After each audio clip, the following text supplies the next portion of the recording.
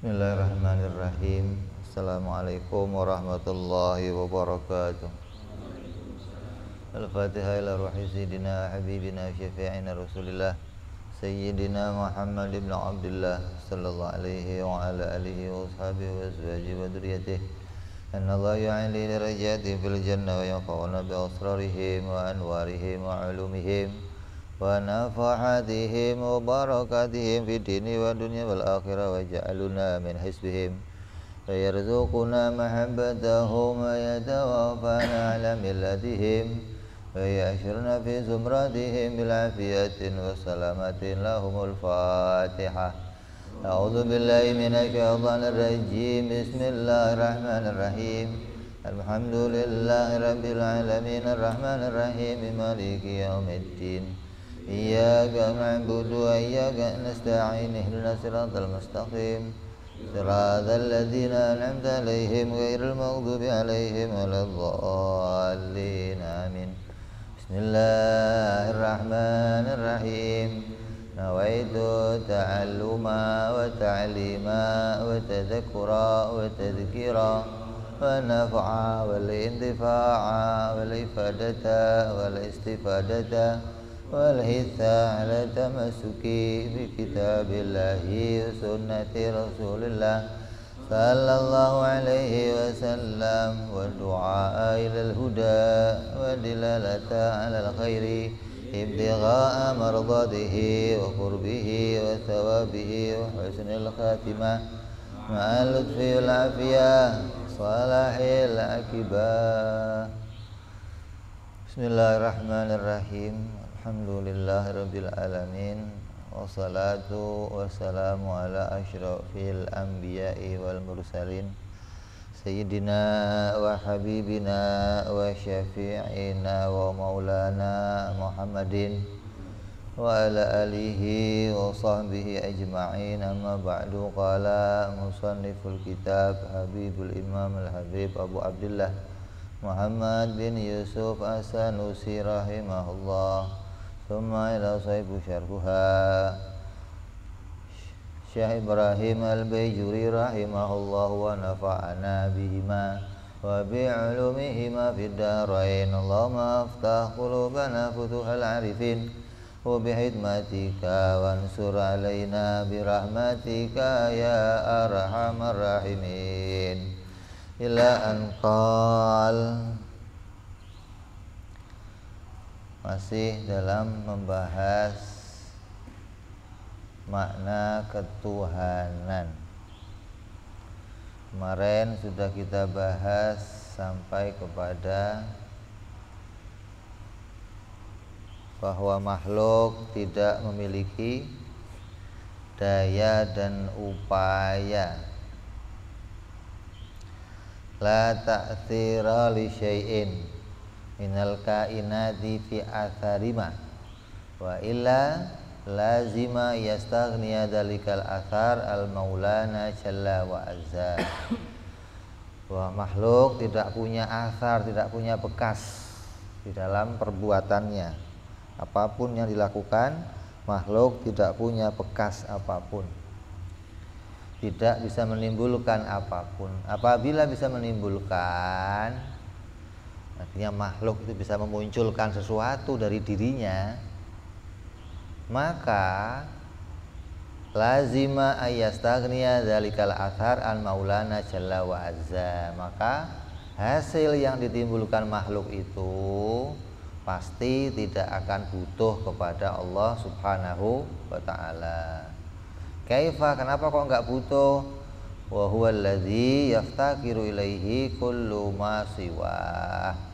Karena yang namanya Tuhan Allah itu adalah zat yang dibutuhkan oleh segala sesuatu. Kalau ada kok satu hal yang enggak butuh sama dia, berarti dia bukan Tuhan. Semuanya butuh, tapi ada satu yang enggak butuh, ya dia bukan Tuhan. Kenapa? Karena pengertian Tuhan diambil dari pengertian segala sesuatu harus butuh sama dia. Jadi makhluk tidak punya hasil apapun yang dimunculkan makhluk adalah dimunculkan oleh Allah Subhanahu wa ta'ala gitu.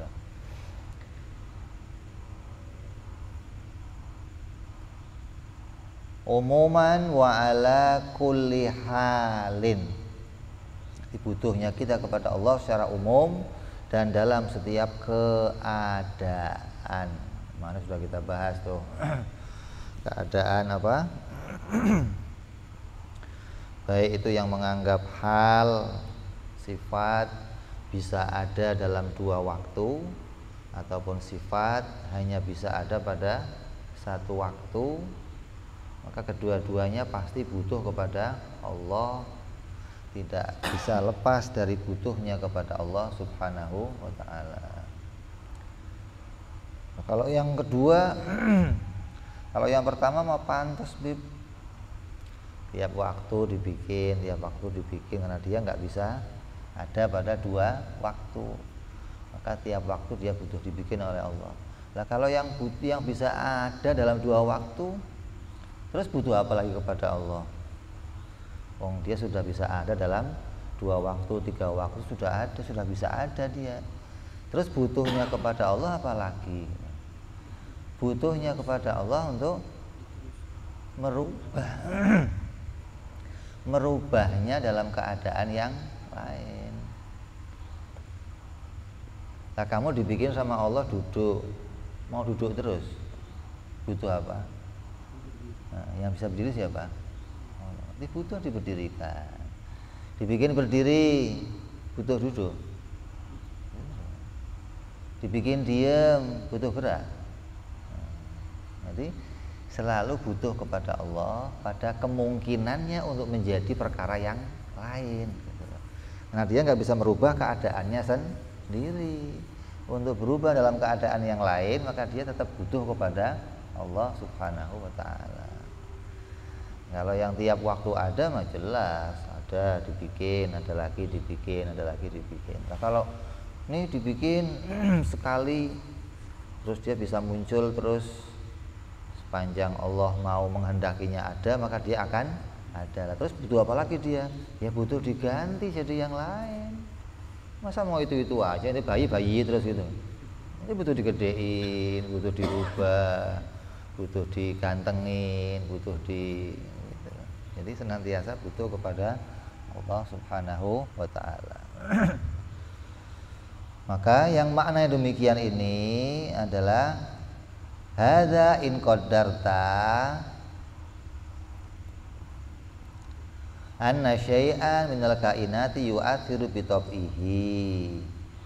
Di makna yang masuk dalam iftikor ini apabila sesuatu itu kamu sangka mempunyai hasil dari dirinya sendiri. Artinya makhluk itu bisa menghasilkan sesuatu dari dirinya, mau ada Tuhan nggak ada Tuhan dia bisa memunculkan sesuatu. Api bisa bikin panas, mau ada Tuhan nggak ada Tuhan memang api bisa bikin panas. Itu namanya tabiat atau watak, atau bahasanya bawaan lahir gitu loh. Memang dari bawaannya begitu, memang api itu ya membakar, mau ada Tuhan nggak ada Tuhan memang api membakar. Itu dipahami sebagai fi'il toba. Fi'il toba yang bagaimana? Fi'il toba itu fi'il yang membutuhkan syarat dan hilangnya mane. Syarat masrud ada mane, itu fi'il toba namanya. Ada syaratnya, ada masrudnya, dan ada hilangnya penghalang. Itu loh. Api bisa membakar, syaratnya apa? Syaratnya apa? Ada apinya. Terus disyaratkan apa? Dan didekatkan. Apinya ada, mau dibakar ada, nggak dideketin ya nggak bisa. Syaratnya ditempelkan. Terus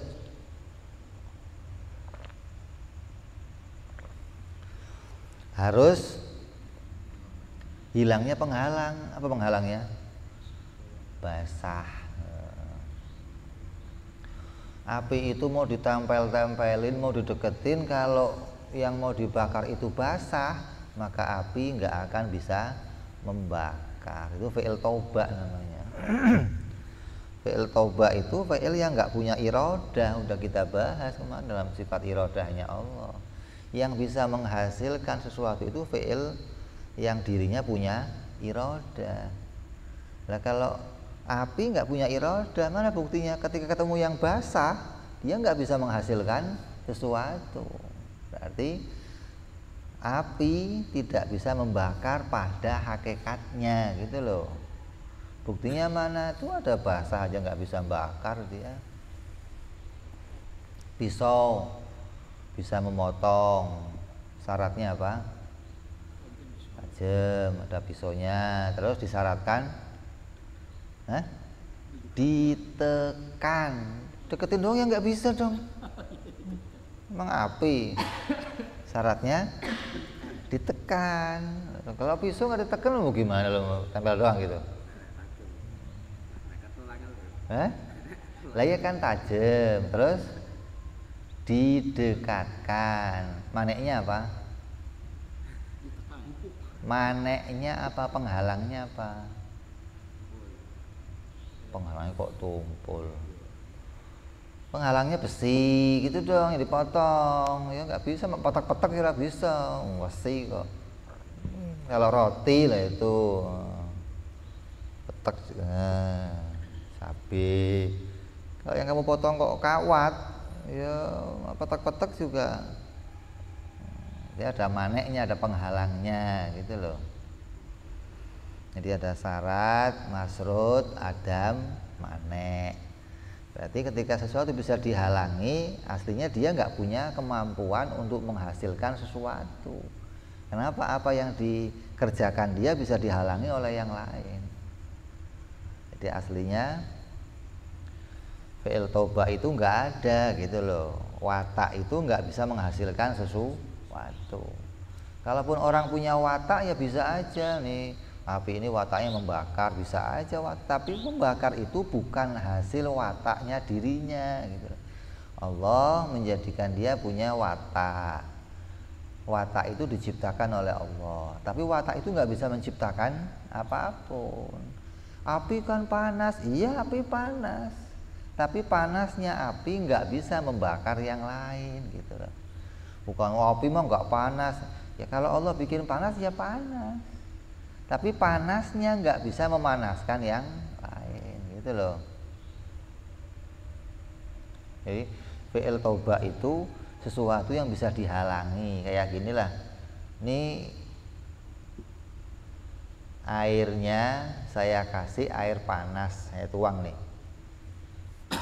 air panas, saya masukin.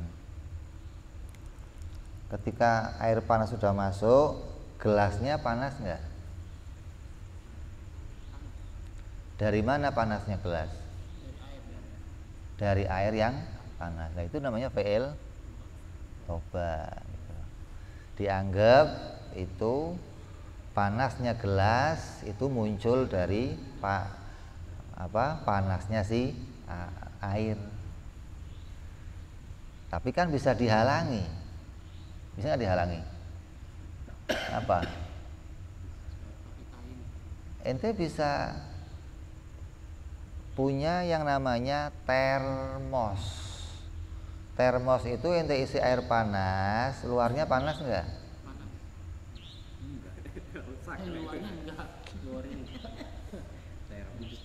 Berarti bisa dihalangi gitu loh. Panasnya itu bisa dihalangi nggak sampai keluar. Kalau gelas kan panasnya keluar, dianggap oh ini panasnya gelas dari panasnya si air. Tapi panas itu sesuatu yang bisa dihalangi, namanya fi'il tauba. Kalau nggak bisa dihalangi namanya fi'il kuwah. Nanti yang setelah ini kita akan terangkan. Jadi perbuatan itu yang diciptakan oleh Allah ada dua macam. Ada perbuatan yang bisa dihalangi, ada yang tidak bisa dihalangi. Yang bisa dihalangi namanya fi'il tauba. Jadi apabila makhluk itu memunculkan sesuatu dari dirinya sendiri yang tidak diciptakan oleh Allah, berarti sesuatu itu tidak akan butuh kepada Allah. Dan itu mustahil. Kenapa? Karena Allah adalah zat yang dibutuhkan oleh segala sesuatu.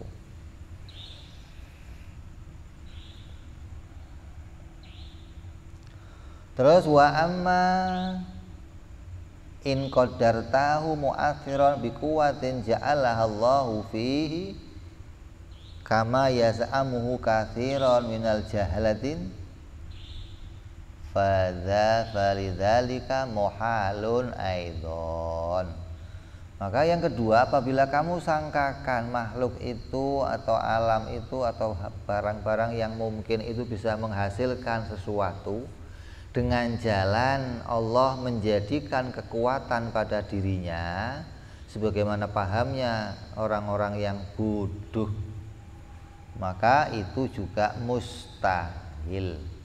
Mustahil Allah menitipkan kekuatan pada makhluk. Artinya Allah kasih makhluk kekuatan, kemudian Allah melepaskannya. Dah buat kamu. Kayak Allah menjadikan diri kita kuat. Allah menjadikan api itu bisa membakar, kekuatannya dikasih sama Allah.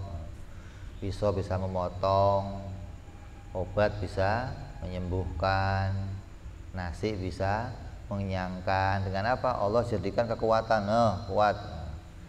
Dititipin kekuatan sama Allah untuk menghasilkan sesuatu.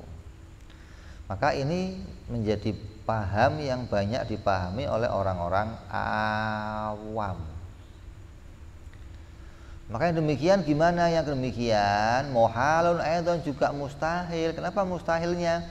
Li'annahu yasiru hina idzin maulana jalla wa azza muftakiran fi ijadi ba'dil af'al ila wasitatin wa dzalika batilun. Maka kalau Allah itu menitipkan kekuatan pada makhluknya, kemudian makhluknya melakukan sesuatu dengan kekuatan itu, maka yang akan terjadi adalah bahwa Allah dibantu oleh makhluknya di dalam melakukan sesuatu. Berarti ada yang membantu Allah untuk menghasilkan sesuatu. Allah mau bikin kamu kenyang, cukup bikin nasi dengan kekuatan mengenyangkan. Ketika nasi kamu makan, nasi jadi, perut kamu jadi kenyang. Ditanya, yang mengenyangkan siapa? Ya Allah, tapi lewat nasi gitu loh. Itu lewat nasi itu menganggap nasi punya kekuatan untuk menghasilkan kenyang. Memang bukan nasi yang menghasilkan, Allah yang mengenyangkan, tapi lewat nasi lah. Anggapan melalui perantara nasi itu berarti Allah membutuhkan bantuan yang lain, dan itu mustahil. Kok mustahil? Kenapa? Wadzalika batilun lima arafta min wujubi istighnaihi jalla wa azza an kulli ma siwa. Sebagaimana yang kamu tahu bahwa Allah itu wajib, dia tidak butuh kepada segala sesuatu, gitu loh. Jadi apabila kamu anggap makhluk itu punya kekuatan dengan Allah menitipkannya, berarti Allah dibantu oleh sesuatu di dalam menciptakan.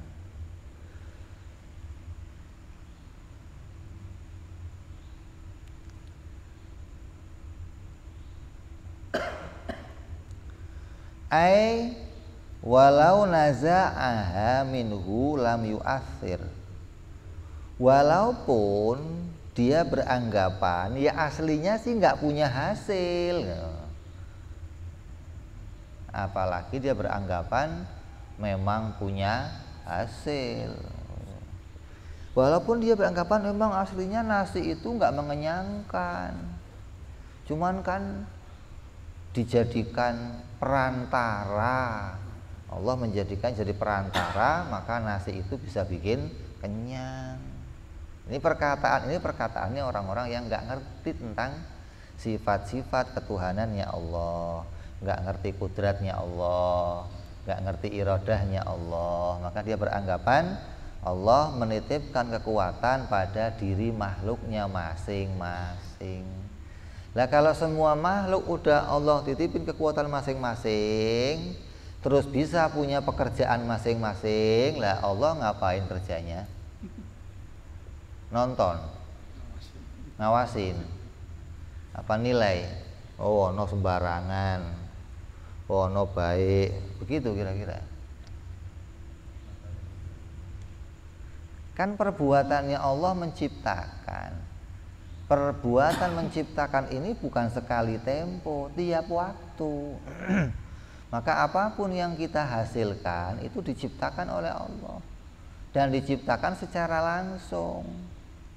Artinya kita harus meyakini bahwa sesuatu itu diciptakan oleh Allah bukan dari dalamnya, tapi dari luarnya gitu.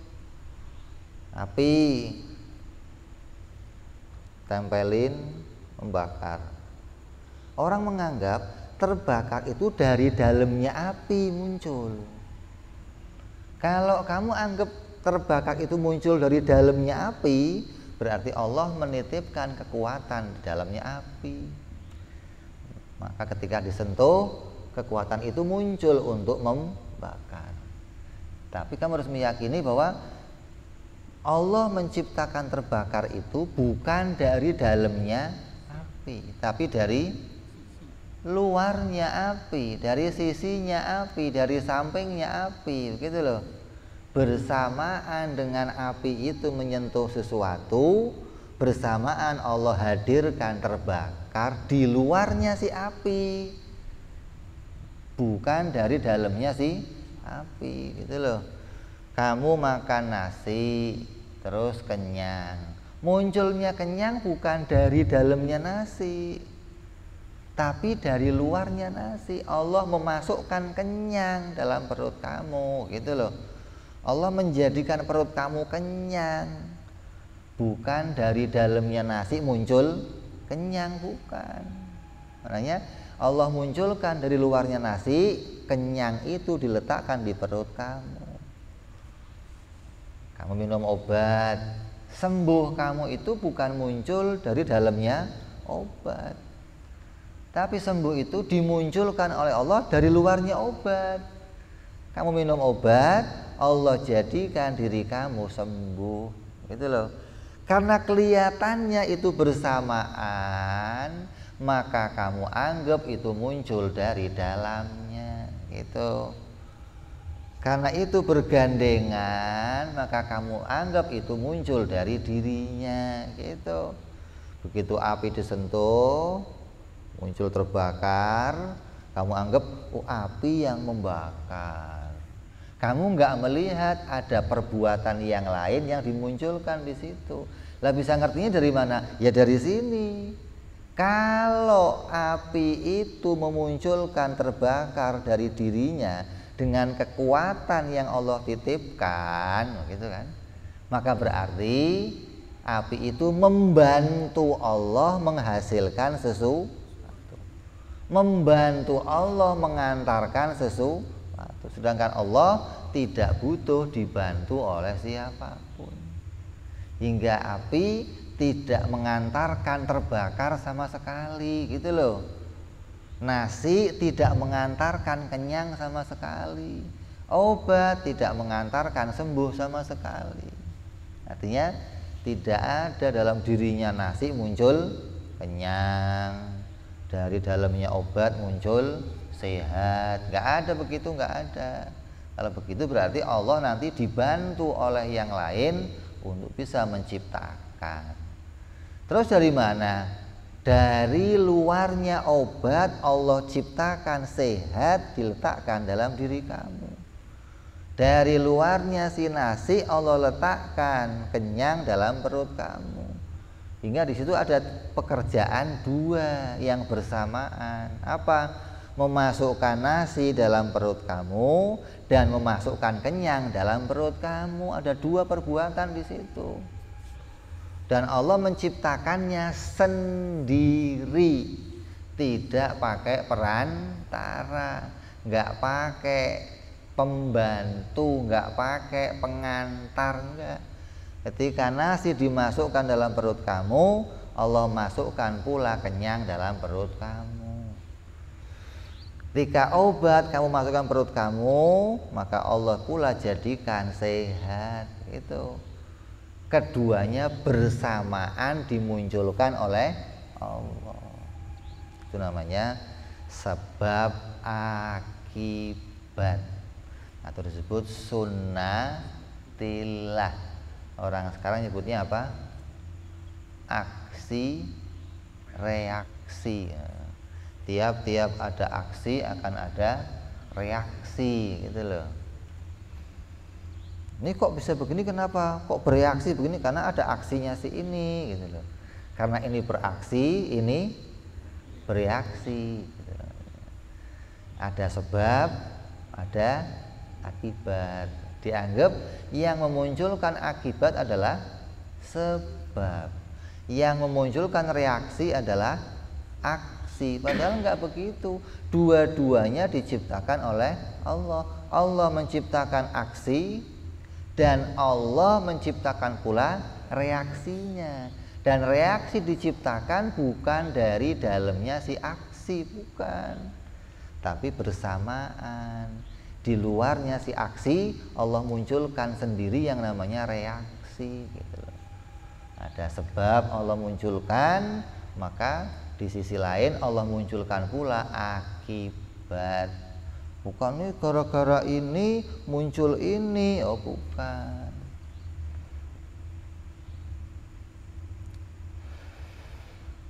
Katsirul minal jahalati ai min awamil mukminin. Siapa sih orang-orang yang bodoh, yang enggak berpengetahuan itu? Ya kebanyakan dari orang awamnya orang mukmin. Karena orang Islam itu banyak yang enggak ngaji tauhid. Maka mereka terkadang keserempet paham yang demikian.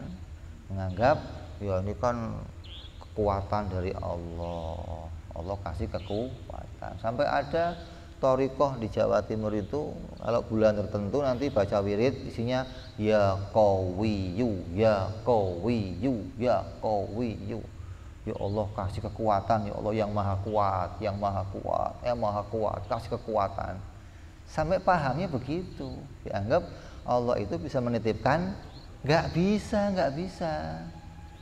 Allah tidak bisa menitipkan kekuatan pada kamu. Kenapa? Wong kamunya nggak bisa dititipin kekuatan. Gimana mau dikasih kekuatan? Kamunya nggak bisa nerima kemampuan apapun. Beda sama Allah menjadikan kita kuat. Allah menjadikan kita terlihat kuat. Gimana kok terlihat kuat? Kalau saya ngangkat meja ini, saya dianggapnya apa? Kuat. Saya ngangkat ini, dianggapnya saya kuat. Kalau saya angkat mobil, super kuat. Kok bisa disebut kuat? Kenapa? Allah menjadikan saya kuat, bukan menitipkan kekuatan, bukan. Gimana caranya saya dibikin kuat sama Allah? Dua-duanya diangkat bersamaan sama Allah. Tangan saya dijadikan terangkat, botolnya dijadikan terangkat bersamaan. Kamu yang lihat sepertinya saya kuat, gitu loh. Padahal terlihat kuat, gitu loh. Allah menjadikan saya kuat, bukan menitipkan kekuatan. Kamunya nggak melihat Allah menciptakan. Kamu nggak melihat perbuatannya Allah mengangkat tangan saya. Yang kamu lihat hanya perbuatan saya ngangkat botol. Tangan saya diangkat sama Allah, kamu nggak ngelihat, gitu loh. Lah kok bisa tangannya diangkat? Lah ya wong tangannya berubah dari bawah ke atas ya diangkat. Emang naik sendiri tangannya? Bisa tangannya gerak sendiri? Nah, kalau bisa gerak, dia bisa turun sendiri gitu. Tangannya nggak bisa gerak sendiri. Dari bawah ke atas ya dinaikin, dari atas ke bawah ya diturunin. Oh, tangan kan bisa gerak sendiri. Tangan bisa gerak sendiri bagaimana? Gerak itu pindahnya satu wujud dari tempat yang satu ke tempat yang lain. Dalam bahasa akidah maka itu ganti wujud namanya. Wujud yang satu dihilangkan, diganti wujud yang baru di sana. Maka namanya gerak. Lah kalau yang di sini nggak diganti ke sana, di sini melulu, dibikin baru di sini lagi, namanya diam. Gitu. Berarti gerak itu butuh dua wujud, diam juga butuh dua wujud, gitu loh. Lah untuk bikin dua wujud, lah saya kan nggak bisa bikin wujud saya, gimana bisa menggerakkan? Maka untuk bisa gerak, Allah mewujudkan wujud yang lain di sana. Bukan wujud yang di sini tarik ke sana, bukan. Kayak nggak ada yang lainnya aja, Pak. Itu doang bisanya bikin apa? Kayak dalang, sono itu ke sono ini nggak bisa bikin yang lain. Nah, Allah menjadikan yang lainnya di sono di sini. Hingga gerak itu adalah dua wujud yang diciptakan oleh Allah. Tadinya di bawah diangkat ke atas. Kan bergerak ini. Dari atas di bawah. Yang bikin gerak siapa? Allah. Nah, kalau ada orang ngomong, saya ini bisa gerak sendiri terserah saya nih. Bisa diam itu terserah saya. Tadi antara dia orang bodoh atau dia jadi orang-orang Mu'tazilah. Apa bedanya? Ada bedanya nanti. Fa'innahum, mereka orang-orang yang bodoh ini ya'taqiduna, meyakini annal asbabal adiyah, sungguhnya sebab-sebab adiyah atau hukum sebab akibat, hukum-hukum kebiasaan, hukum rutinitas alam semesta gitu loh. Tu'athiru biquwatin ja'alahallahu fiha. Maka mereka menganggap asbab-asbab atau sebab-sebab itu punya kekuatan yang dititipkan oleh Allah pada diri mereka.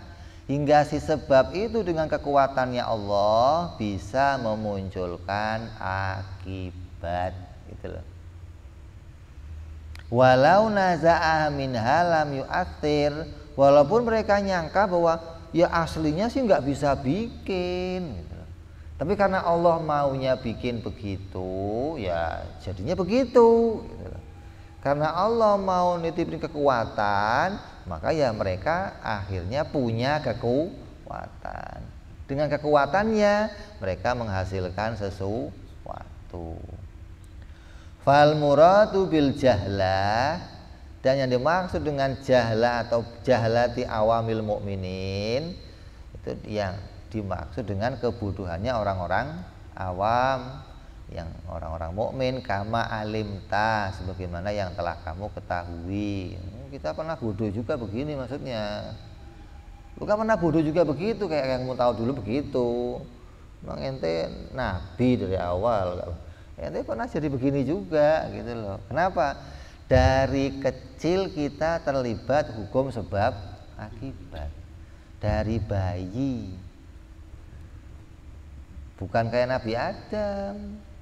Nabi Adam di akhirat dulu dia nggak lapar, ya nggak haus, nggak begitu turun kriuk-kriuknya kok mulai lapar di dunia. Nah, ini muncul sebab adi yang baru gitu loh.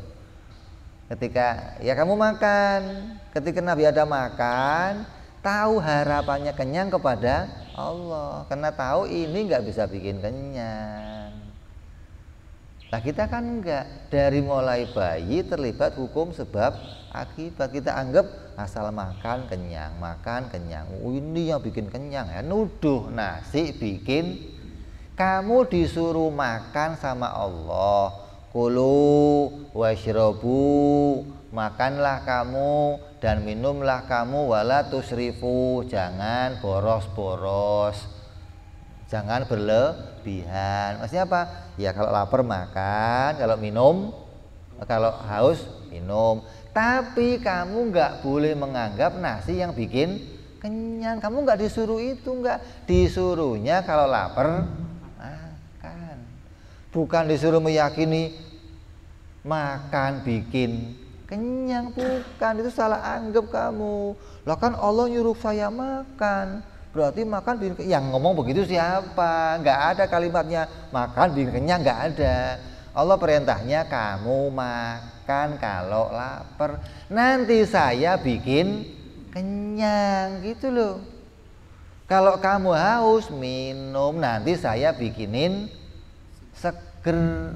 Kalau kamu sakit berobat, nanti saya bikinin, gitu loh perintahnya. Bukan nanti dari dalam obat muncul, nggak ada begitu kalimatnya, nggak ada.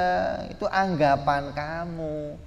Karena tiap hari begitu terlibat bertahun-tahun, hukum adiyah, hukum kebiasaan mengikat dalam hati kita, hingga kita lalai kepada Allah, lalai kepada kudratnya Allah, lalai kepada iradahnya Allah, lalai kepada ilmunya Allah. Kita anggap itu adalah kekuatan yang Allah titipkan pada masing-masing, padahal Allah tidak pernah nitipin apa-apa. Allah menjadikannya langsung, menjadikannya sendiri, nggak pakai dititipin sama yang lain.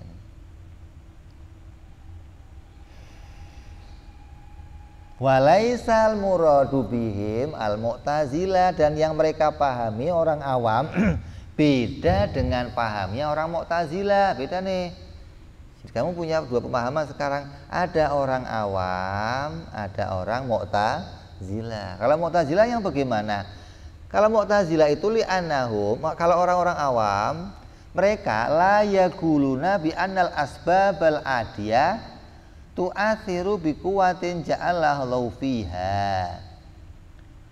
Wa innama yaqulun bi annal abda yakhluqul af'ala nafsihi bi qudratin khalaqahallahu fihi. Kalau orang Mu'tazilah itu enggak ngomong apa sebab-sebab adiyah itu bisa menghasilkan dengan kekuatan yang Allah titipkan, enggak begitu ngomongnya. Tapi kalau Mu'tazilah ngomongnya seorang hamba itu bisa membuat perbuatannya sendiri, gitu loh. Kalau orang awam nggak mikir nyampe situ, nggak bisa memahami perbuatan saya sendiri dengan kekuatan yang Allah titipkan, nggak begitu. Mereka menganggap bahwa sesuatu yang bergandengan, yang bentuknya sebab akibat, bisa terjadi karena ada kekuatan yang Allah titipkan. Nasi bisa bikin kenyang, itu anggapan orang awam hanya begitu. Api bisa bikin panas, itu anggapan orang awam. Nah kalau Mu'tazilah bagaimana? Oh, hamba itu bisa menghasilkan perbuatan pada dirinya sendiri. Kayak apa? Bisa sholat sendiri, gitu loh. Bisa makan sendiri, bisa jalan sendiri, bisa gerak sendiri. Itu bisa memunculkan perbuatan pada dirinya. Saya bisa gerak nih, terserah saya dong. Saya mau diam, terserah saya. Itu qadariyah, menganggap bahwa seorang hamba bisa memunculkan perbuatan pada dirinya sendiri. Beda dengan orang awam. Orang awam nggak anggap begitu, anggap cuma ini nasi bisa bikin kenyang, hanya begitu, dengan kekuatan yang Allah titipkan. Mereka nggak bisa mikir hamba itu ya punya af'al, Allah punya af'al. Nggak ngerti orang awam begitu. Ngaji di mana dia? Dia hanya beranggapan apa yang dia lihat, tertipu dengan hisinya, tertipu dengan pandangannya. Adapun Mu'tazilah, apa yang dipandang disimpulkan oleh akalnya. Oh, ini berarti ya kekuatan ini untuk bekerja, Kita punya af'al, disuruh sholat sama Allah, disuruh puasa sama Allah, disuruh haji sama Allah, berarti hamba bisa memunculkan af'al-af'al itu sendiri. Terus ketika hamba punya af'al, bisa sholat, nanti bisa masuk surga, gitu loh. Itu namanya Mu'tazilah, yang menganggap dirinya bisa menghasilkan perbuatannya sendiri, lalu perbuatan itu bisa menghasilkan sesuatu yang lain. Itu anggapannya Mu'tazilah, jadi beda nih. Wa aidan la yajmalu ta'bir anhum bil jahla kama qarrarahu ba'dul afadil. Maka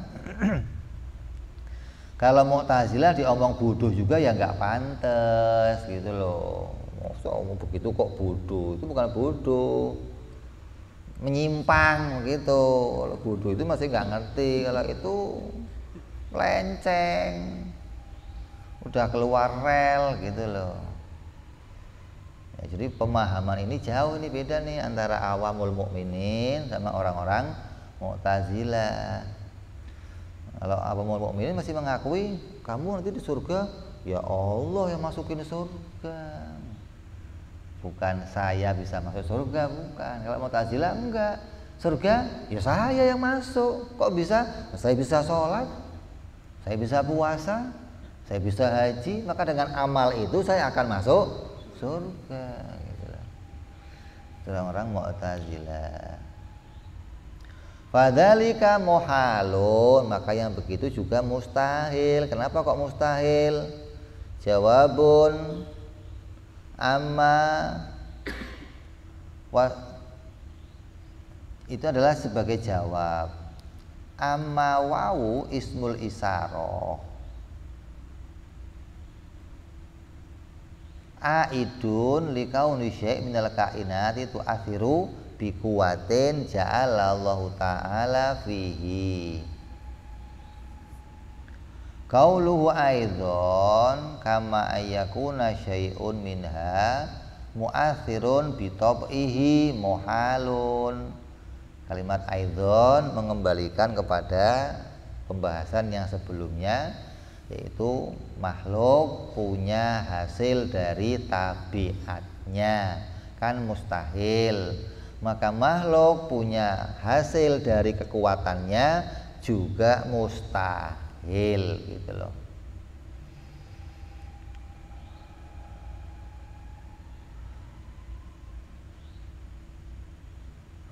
Wa haqqul maqabila ayyakula fala yakunu adamuhu ma'khudun min iftikar kullu ma siwahu ilahi ta'ala bal min istighna'i jalla wa azza an kulli ma siwa kama huwa dhahirun. Maka makna ini tidak masuk dalam maknanya iftikar, tapi masuk dalam maknanya istighna. Padahal kan lagi bahas bab iftikar, tapi ketika menjelaskan ini kembali ke bab istighna. Kenapa? Karena keduanya berbeda posisi, gitu loh. Perantara itu nggak dibutuhkan Allah, gitu loh. Allah nggak butuh perantara, hingga Allah nggak perlu menitipkan kekuatan. Kan yang namanya bantu itu pasti kamu anggap punya kemampuan. Ini ada orang yang mau saya minta bantuan, tolong dong bantu saya. Oh saya nggak mampu. Karena kamu butuh, kamu kasih kemampuan nih, sampai dia bisa bantu kamu. Kayak oh saya perlu orang nih, buat apa? Babatin rumput rumah saya. Bisa kamu? Oh, saya sih bisa, tapi nggak ada celuritnya. Nih celuritnya, tuh saya kasih celurit nih. Dengan celurit itu dia bisa babati, gitu loh. Berarti dengan kemampuan, kekuatan yang saya kasih, dia membantu saya, kan begitu akhirnya. Api itu bakar dong kertas, nggak bisa ya Allah. Ya udah saya kasih panas nih, Nah ini baru bisa. Kayaknya begitu gitu loh. Berarti panas yang ada pada si api itu Allah titipkan, maka si api dengan panasnya bisa bakar siapa aja yang dia mau. Kayak orang tadi yang pegang celurit bisa babatin siapa saja dengan bantuan tadi. Gitu loh. Yang begitu itu nggak ada pada perbuatan Allah, nggak ada. Allah nggak pernah nitipin kekuatan. Allah nggak pernah minta bantuan.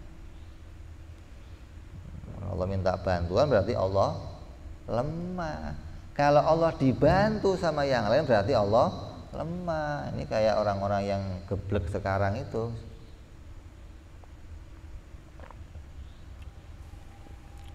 Yang mengatakan Allah nggak butuh dibantu.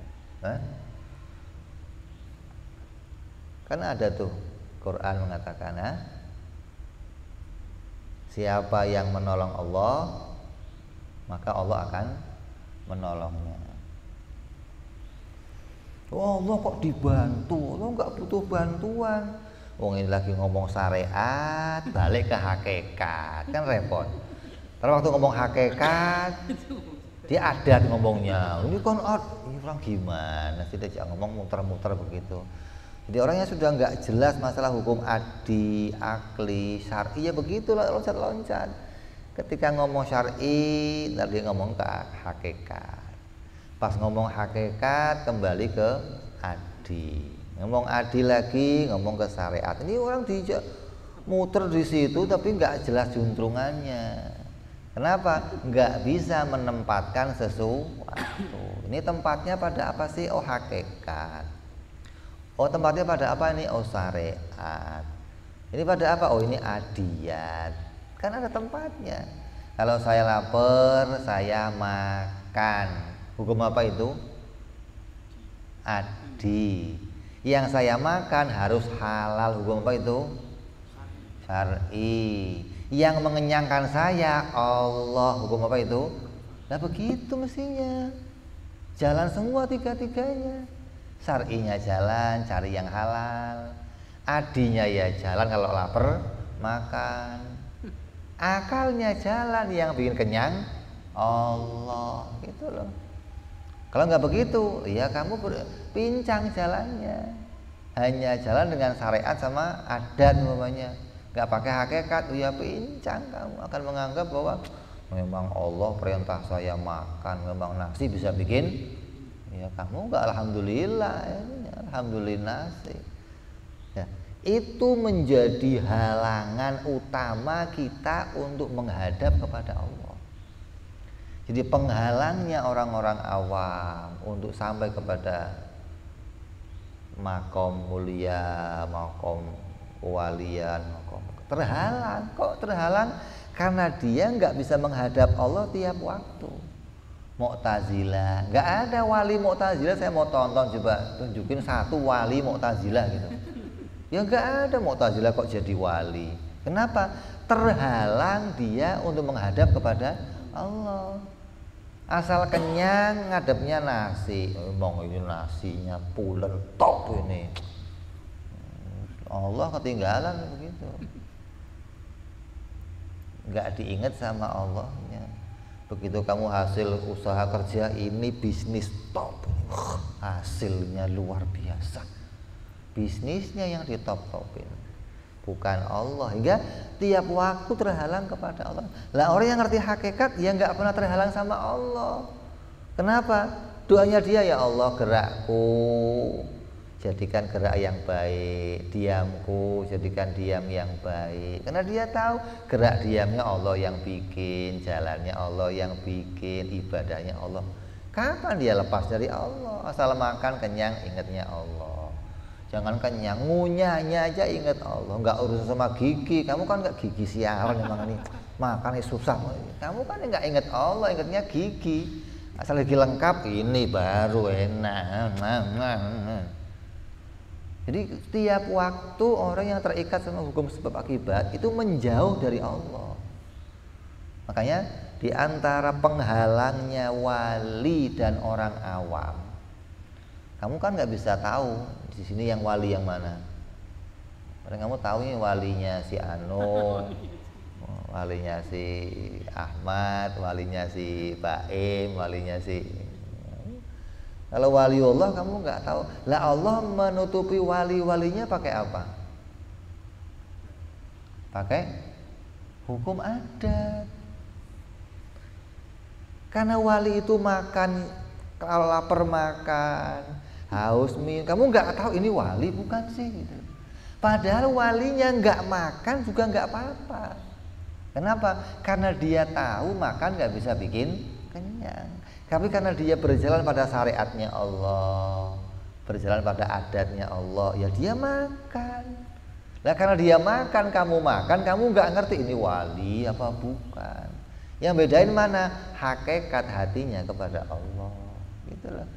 Tiap waktu sadar ini Allah yang bikin kenyang, Allah yang bikin sehat, Allah yang bikin kuat, Allah yang bikin mampu. Nggak pernah melepaskan gara-gara ini saya bisa begini, gara-gara ini bisa begini. Nggak pernah begitu, nggak pernah. Hingga dia tidak pernah terhalang kepada Allah Subhanahu wa ta'ala. Jadi ini masuk dalam maknanya istighna. Allah tidak butuh pembantu. Allah nggak butuh perantara. Walhasil annahu in qadarta anna ta'thir syai' minal kainati bi tab'ihi fa adamuhu ma'hudun min iftikar.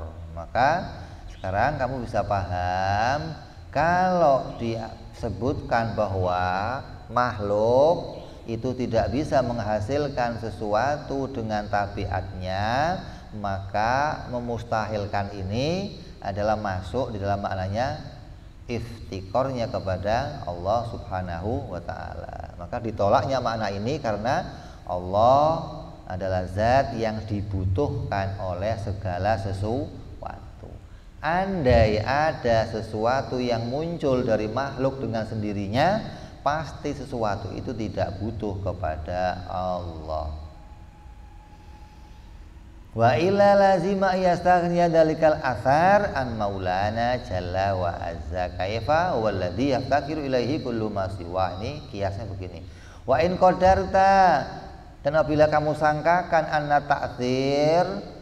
ta'thir syai' minal kainati bi quwwatin, dengan kekuatan, ja'alahallahu fi, Allah menjadikan kekuatan dalam dirinya, fa'adamuhu, maka menolak ini adalah ma'khudun min istighnaihi ta'ala an kulli ma siwah.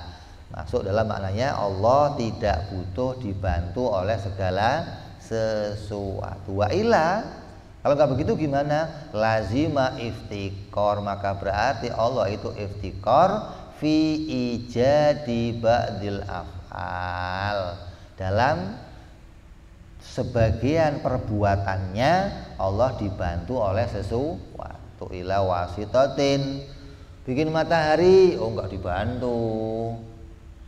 Bikin bulan nggak dibantu. Kalau bikin hujan dibantu sama apa? Awan. Kalau nggak ada awan gimana ya, nggak turun hujan.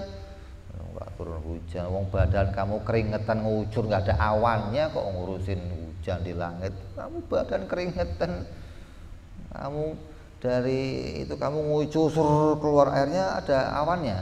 Nggak ada. Memang kalau Allah mau ngucurin hujan harus pakai awan. Nih terikat dengan itu, dianggap awan itu membantu Allah menghasilkan sesuatu. Sampai ada ustadz nanya, lah itu kan malaikat Jibril bantu Allah. Ya Allah, ustadz begini.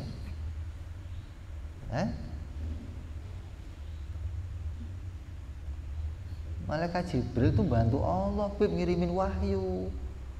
Malaikat Israel bantu Allah nyabutin, kok bantu Allah? Gimana sih bantu Allah? Nah kalau membantu Allah berarti Allah lemah, berarti Allah dibantu oleh sesuatu, berarti Allah tergantung pada sesuatu, pada sebagian perbuatannya. Ini mustahil, gitu loh. Kaifa wa huwa jalla wa azza al-ghaniyyu an kulli ma siwa, karena Allah Subhanahu wa ta'ala itu zat yang ghani, maknanya nggak butuh. Kalau ghani doang kaya, kalau ghaniyun itu nggak butuh gitu. Kepada segala sesuatu. Wa ila lazima iftikaruhu fi ijadi ba'dil af'al ila wasithah. Wa huwa jalla wa azza ghaniyun an kulli ma siwa. Wal farqu baina hadaini at-takdirain, bedanya kedua ini anna ta'thir fil awal, bahwa ta'thir yang dianggapkan kepada makhluk pada pembahasan pertama, yaitu ta'thir dengan apa?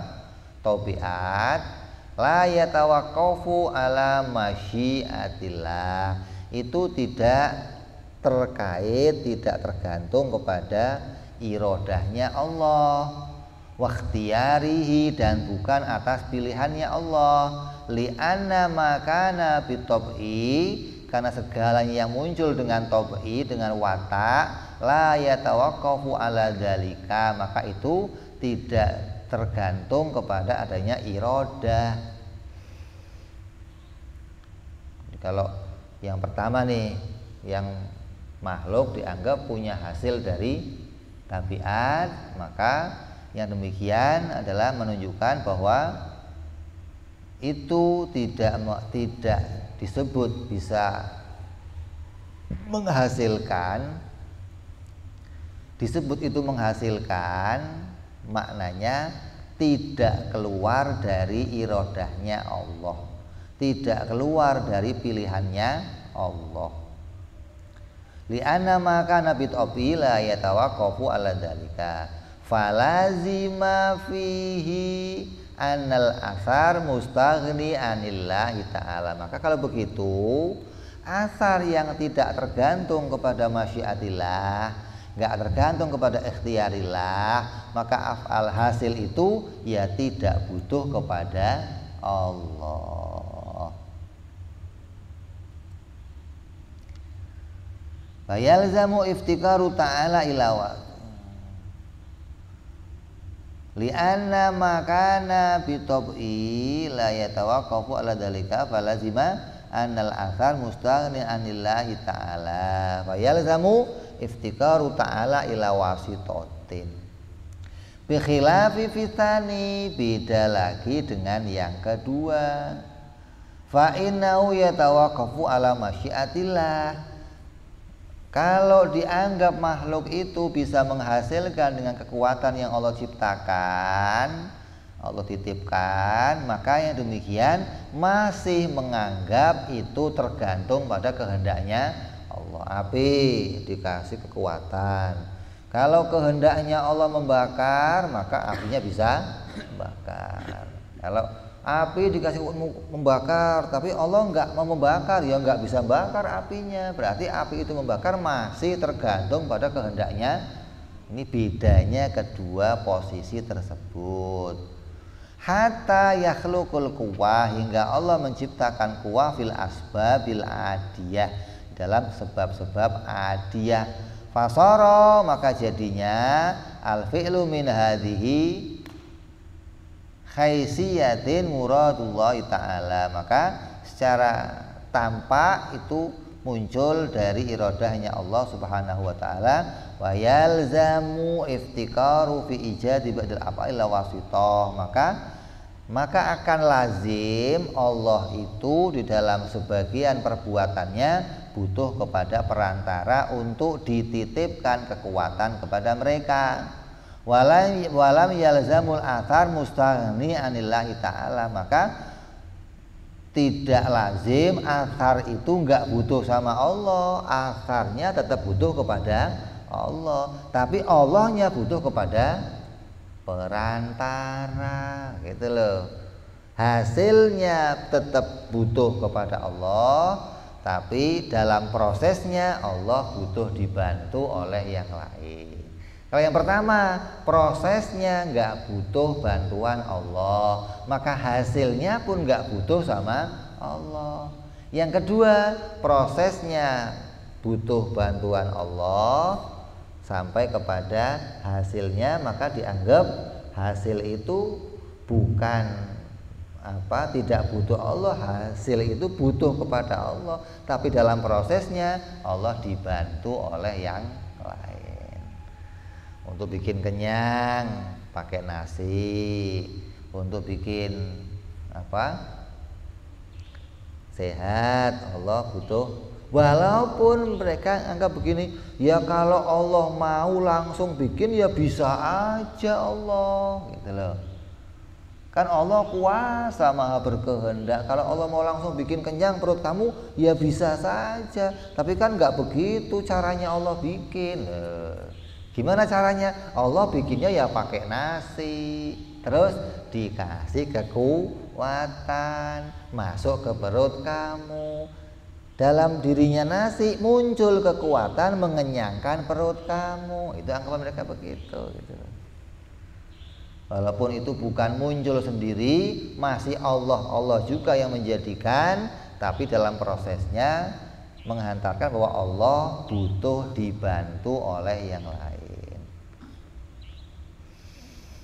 Li'annahu yasiru hina idzin maulana jalla wa azza muftakiran fi ijadi ba'dal af'al ila wasithah. Ai al-hal wa syan. Keadaannya akan jadi begitu. Wa qauluhu yasiru hina idzin ila ai hin in qaddartahu mu'athiron. Ini maknanya mohalnya, kalau kamu sangka begitu akan jadinya seakan-akan demikian. Wa yu'khadhu minhu dzalika al-kibril qiyas. Al-qailah yang mengatakan lau qaddarta anna syai'an minal kainati yu'athiru bi quwwatin ja'alahu Allahu fihi la sara hina idin maulana jalla wa azza muftakiran fi ijadi ba'dal af'al ila wasitatin. Bisa kamu katakan demikian ini kalau mau pakai kias yang besarnya, apabila makhluk itu bisa menghasilkan sesuatu dengan kekuatan yang Allah jadikan dalam diri mereka, maka berarti Allah dibantu di dalam sebagian penciptaannya kepada perantara. Waqad asyara bi qaulihi wa dzalika batilun. Maka musonif enggak menulis itu, tapi menulis dalilnya dengan mengatakan wadzalika batilun ila sughra, dalam qadhiyah sughronya. Jadi ada qadhiyah sughronya, ada qadhiyah kubronya. Al-qail, kalau qadhiyah sughronya bagaimana? Lakin kaunu jalla wa azza yasiru muftakiran fi ijadi ba'dil af'ila wasithah batilun. Kalau Allah itu dalam sebagian perbuatannya butuh kepada perantara, maka itu batil. Tsumma alala dzalika biqaulihi, kemudian mengatapkan, mengelatkan itu semua kepada perkataan lima arafta, sebagaimana yang telah kamu ketahui. Fasara nazamul qiyas hakadha, maka akan jadi kiasnya begini. Lau qadarta, apabila engkau menyangka anna syai'an minal kainati yu'athiru bi quwwatin ja'alahu Allahu fi la sara hina idzin maulana jalla wa azza muftakiran fi ijadi ba'dil af'al ila wasitatin. Lakin kaunu jalla wa azza yasiru muftakiran fi ijadi ba'dil af'al ila wasitah batilun laima arafta. Apabila Allah itu butuh kepada perantara pada sebagian perbuatannya, maka itu batil. Di mana batilnya? Sebagaimana kamu ketahui. Maka jadinya apa perkataannya? Kalau Allah menciptakan kekuatan dalam dirinya makhluk, maka jadinya Allah butuh kepada sebagian makhluk dalam perbuatannya. Tapi adanya Allah itu butuh pada makhluk pada sebagian perbuatannya itu batil, sebagaimana yang kamu tahu. Emang apa yang kamu tahu? Masa Allah dibantu, gitu loh. Sesuatu yang dibantu oleh yang lain itu tandanya mampu atau kuat atau lemah. Nah Allah nggak butuh dibantu. Lah kan apa nggak repot bikin semua sendiri Beb? Itu kalau ente repot.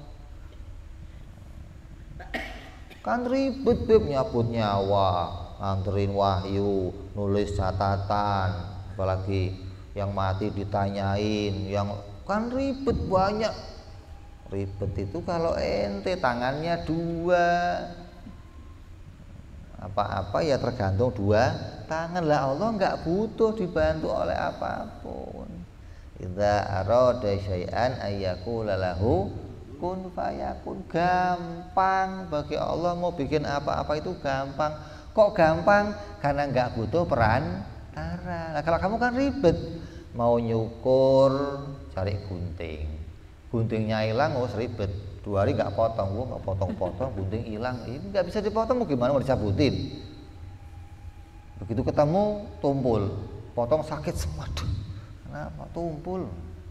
Karena butuh perantara, butuh pembantu, butuh pengantar. Tidak demikian bagi Allah. Jadi Allah menjadikan segalanya ini dijadikan secara langsung sendiri, nggak pakai perantara. Jadi yang perlu kita ketahui, orang-orang awam menganggap Allah menitipkan kekuatan. Kalau Qadariyah menganggap kita punya perbuatan dari diri kita dengan kekuatan yang Allah titipkan. Bedanya tuh. Kalau orang awam hanya menganggap adat ini ya dikasih kekuatan sama Allah. Bensin itu ya kalau dimasukin motor bisa jalan. Kenapa? Dalam bensin ada kekuatan yang Allah letakkan. Gitu doang orang awam taunya tuh. Enggak sampai jauh kemana-mana, enggak. Tapi kalau Qadariyah, Mu'tazilah sudah jadi prinsip, jadi etikot, dan mereka berpikir hingga membuat suatu kesimpulan. Kalau ada kekuatan dalam dirinya makhluk, berarti makhluk bisa buat afalnya sendiri. Makanya pantas Allah merintah gitu loh. Allah merintah makhluk, maka makhluk melakukan perintahnya Allah. Jadi Allah yang merintah, makhluk yang berbuat. Masing-masing punya perbuatan. Lah, makhluk kok punya perbuatan? Karena Allah ngasih kekuatan untuk menjalankan perintah. Nanti Allah yang jadi apa? Wasit. Lah jadi juri dong, jadi hakim. Oh kamu karena amalnya banyak surga, amalnya kurang neraka. Kalau yang pas ya kamu tengah-tengah, nggak sono nggak sini. Ada nggak Beb? Ada nanti makhluk yang nggak sono nggak sini, yang tiap waktu Allah tunjukkan ke surga, pingin surga tapi amalnya nggak cukup, tunjukin neraka takut, amalnya untuk ke surga nggak cukup, sedih, butuh nambahin 1 aja amal baik surga dia, pas tengah-tengah kan kayak dari ini. Nanti yang bikin keputusan Allah. Oh itu anggapan mereka begitu.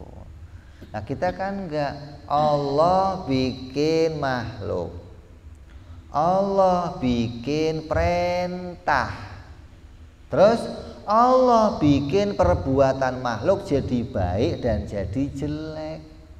Lah ukurannya Allah bikin baik dan jelek apa? Ya perintah ini. Kalau nggak ada perintah ini, nggak ada ukuran makhluk jadi baik atau jadi jelek. Kayak siapa contohnya? Kayak siapa? Hewan. Hewan punya perbuatan. Ada bapaknya hewan naikin anaknya, ada emaknya naikin anaknya. Itu hewan baik apa jelek?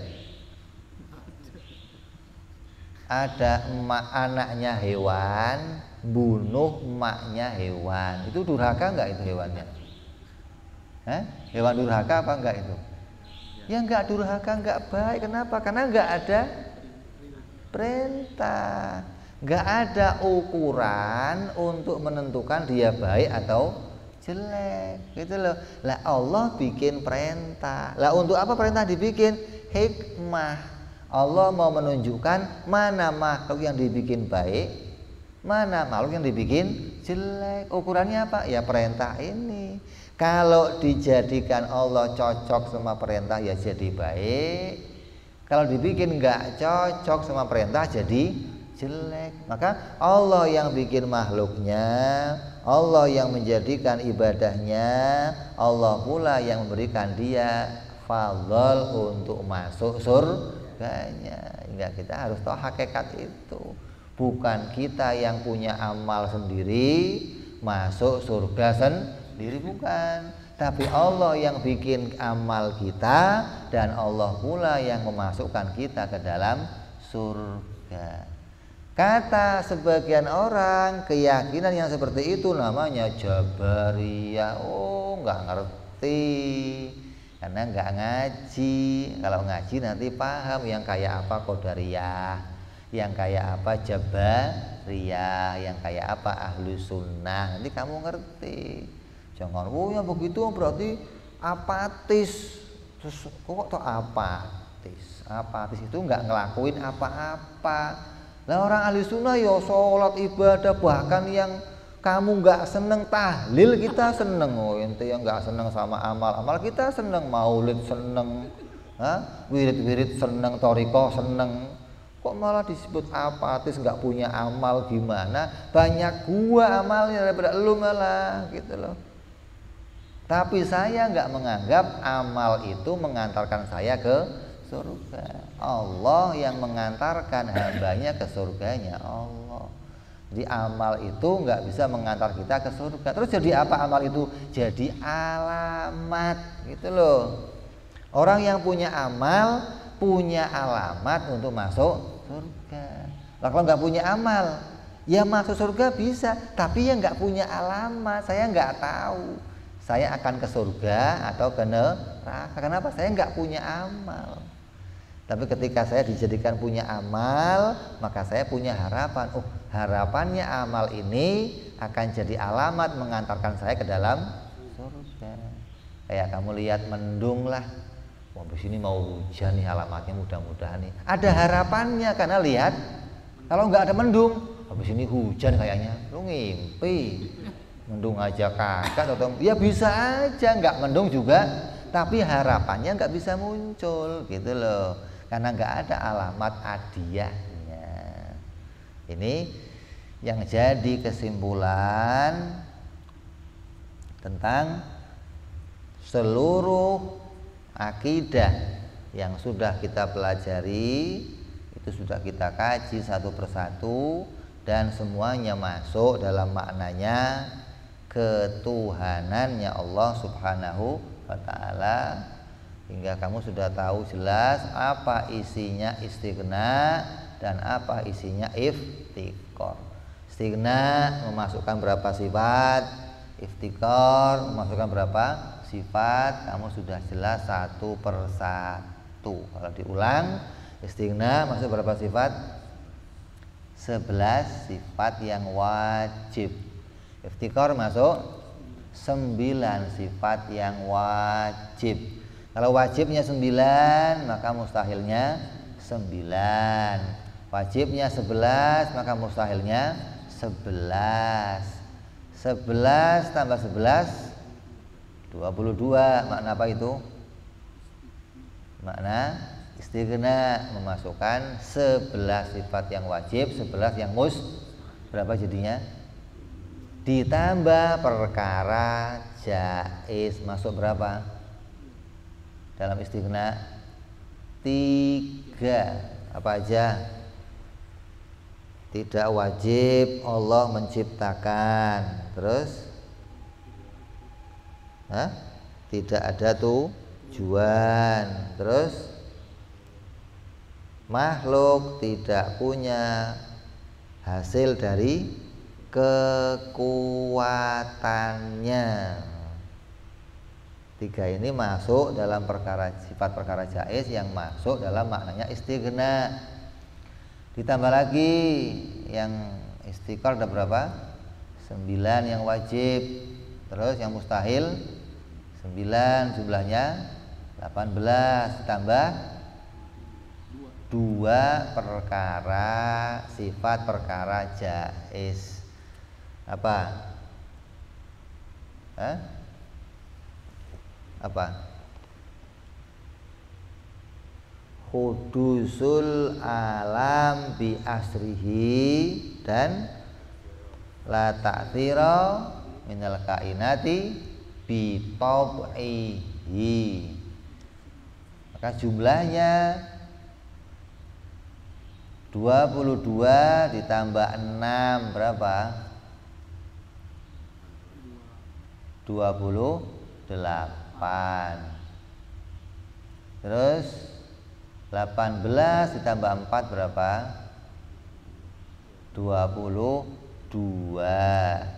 Maka 22 tambah 28 50 akidah yang masuk ke dalam la ilaha illallah. Ini secara terperinci. Jumlahnya 50 akidah yang masuk dalam maknanya istighna. Tinggal nanti kita bahas lagi secara bikin kertas, kita susunkan satu persatu mana makna istighna, mana makna iftikor. Bikin susunan kamu biar gampang. Oh, sifat kudrat, oh masuknya iftikor. Oh, sifat qidam masuknya istighna. Bikin bagan biar kamu jelas nanti. Hingga bisa misain mana sifat yang masuk makna istighna, mana sifat yang masuk makna iftikor ya. Mudah-mudahan apa yang kita kaji dijadikan oleh Allah semua ini disimpan di hati kita, menjadi akidah kita, menjadi prinsip kita dalam kehidupan ini sampai pada kita dimatikan, sampai kita dibangkitkan dalam akidah Ahlus Sunnah wal Jamaah. Amin ya rabbal alamin. Hadiniyah wa ala niyatin salihah wa ila hadratin Nabi. Al-Fatihah. A'udzu billahi minasyaitonir rajim. Bismillahirrahmanirrahim. Alhamdulillahirabbil alamin arrahmanir rahim maliki yaumiddin. Iyyaka na'budu wa iyyaka nasta'in. Ihdinas siratal mustaqim. Siratal ladzina an'amta 'alaihim ghairil maghdubi 'alaihim waladdallin. Amin. Ya Rabbana i'tarafna bi anana iqtarafna wa anana asrafna 'ala ladha ashrafna fatub 'alaina taubah taghsil kulli haubah Fastur lana aurati wa amin raati wa ghfir li walidina Rabbi wa mauludina wal ali wal ihwani wa sairil hillani wa kulli dhi mahabbah au jiratin au suhbah wal muslimina ajma'in Rabbi fadlan wa judan mannan la biktisabi minna bil mustafa rasulina dhabi kulli suli salla wa sallam rabbi alaihi andal habbi wa alihi wa sahbihi dada tahzi suhbi walhamdulillahi bil badi wa tanahi Subhana rabbika rabbil izzati amma yasifun Salamun alal mursalin walhamdulillahi rabbil alamin. Assalamualaikum warahmatullahi wabarakatuh.